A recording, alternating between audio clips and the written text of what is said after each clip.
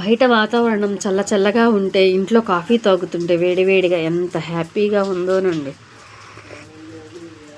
అదిగాక జ్వరం వచ్చింది కదా, జ్వరం మీద అసలు ప్రాణానికి ఎట్లానో ఉంది. కాఫీ వేడివేడిగా బయట వాన, ఈ వేడివేడి కాఫీ తాగుతుంటే ఎంత హాయిగా ఉందో. హలో అక్కాయిలు, ఎలా ఉన్నారు? అందరూ బాగున్నారా? మా పాపని స్కూల్లో వదిలేసి వస్తుంటే బాగా వాన పడిందనమాట. అక్కడ కాసేపు నిలబడ్డాను. ఎంతసేపు నిలబడినా వాన ఆగట్లేదు.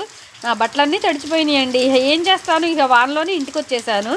ఇంటికి వచ్చేసాక వాన అయితే కుమ్ముగులు పెట్టేస్తుంది అనమాట. బాగా వాన కురుస్తుంది. వానలో మా మందార పూల చెట్టు, చుక్కమల్లి పూల చెట్టు అసలు ఎంత చక్కగా కనబడుతున్నాయో. పద్దాకులు అవే చూపిస్తున్నావు కదక్క అంటారేమో, కానీ నాకు బాగా వానలో ఎంత అందంగా కనిపిస్తున్నాయో అని చూపిస్తున్నాను అనమాట.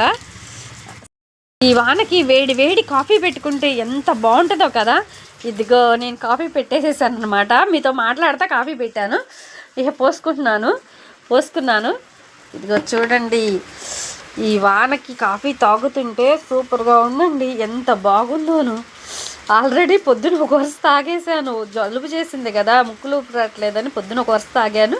మళ్ళీ రెండో రౌండ్ తాగుతున్నాను అనమాట. వానకి అసలు ఎంత బాధగా ఉందోనండి. తలకాయ పట్టేసేసి చలి, జ్వరము అస్సలు బాగోలేదండి.